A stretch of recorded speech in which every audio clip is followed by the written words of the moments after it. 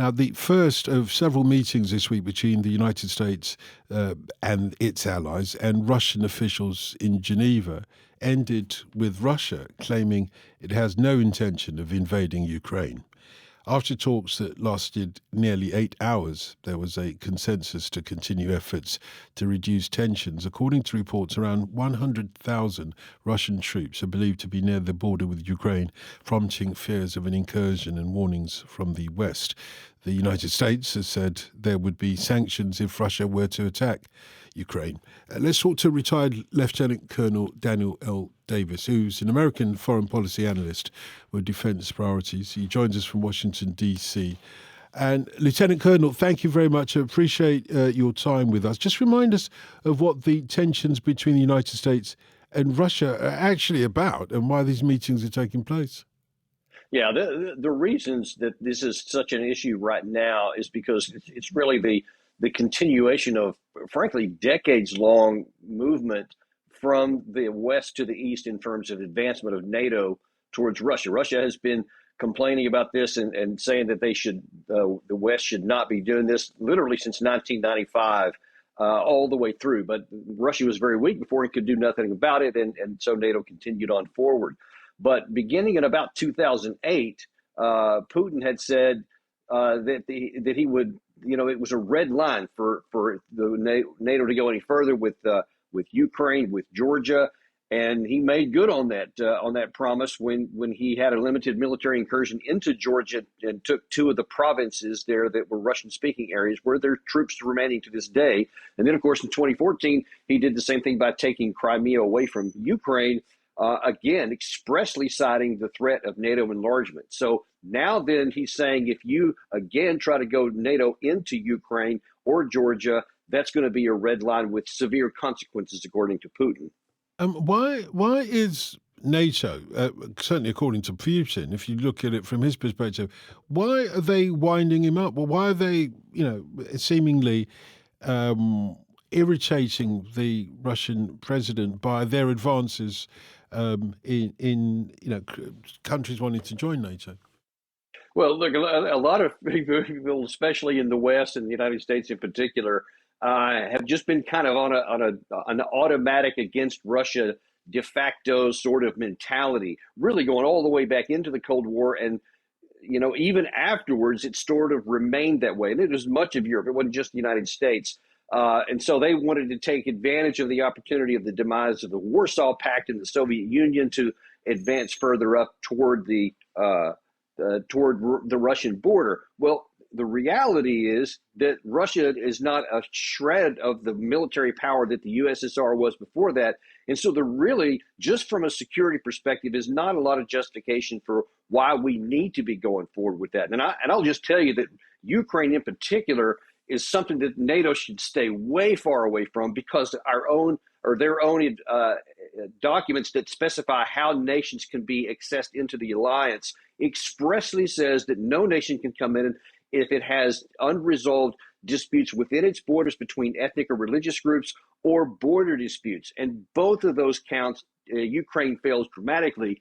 And so we should be staying away from them. But instead, people are going, well, Putin wants us to not go there, so we should go there. And so people want to talk about that. But really, it's not in our interest to do it, and we should stop. Well, yeah. So why is it then a part of NATO strategy when all that can, well, the outcome as it is so far is just to put both sides on a pretty much crisis footing, if not a war footing?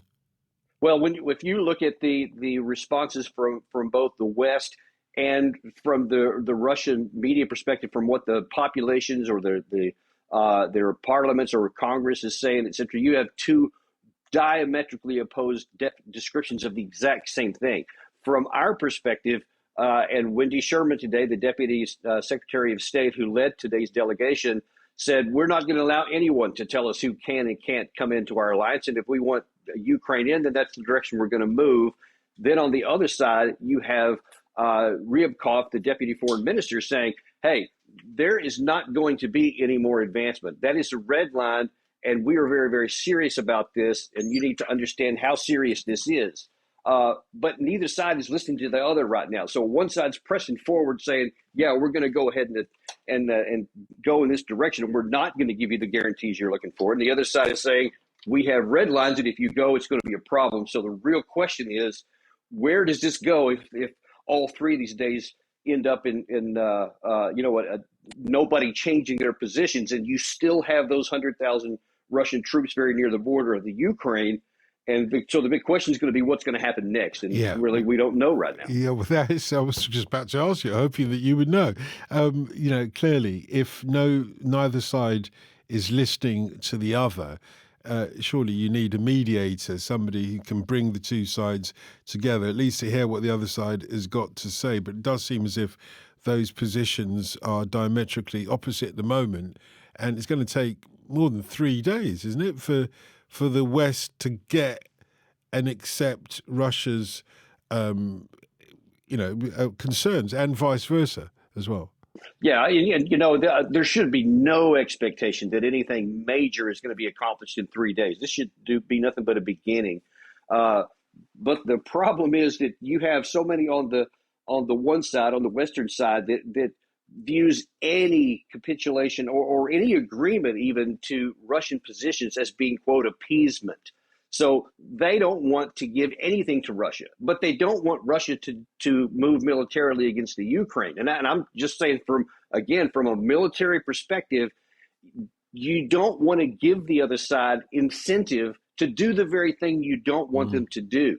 And right now, that's the only reason why Putin would invade Ukraine, is if he thought that the military alliance was going to come up to his exact border. And I assure you that no, France, Germany, the United States, none of us would be okay if a Russia or China wanted to, say, for example, make a military alliance with Mexico.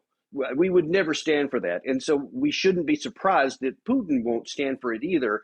And that reality should, I think, give us a bit of an appetite suppressant on going with what we want. And we have to instead go with what makes sense.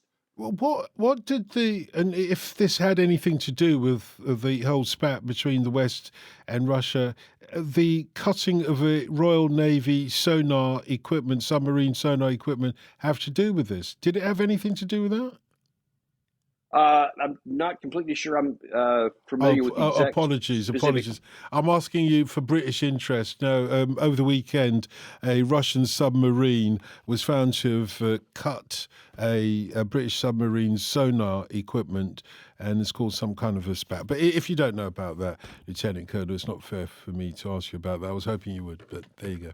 Yeah, well, I mean, that kind of thing has been going on for a long time. It actually represents a significant problem, because something like that, some little thing like that, could escalate into something big, and somebody could make a mistake, and instead of just like maybe cutting somebody off or maybe limiting something, something could actually happen, and they could have a clash or an engagement. And the same thing is true in the Barents and the Baltic Sea with U.S. and NATO warships in the air. There's lots of near misses with the planes, and that's, both sides are posturing, and that's when just one mistake or accident could spark something much bigger that would be hard to walk down from.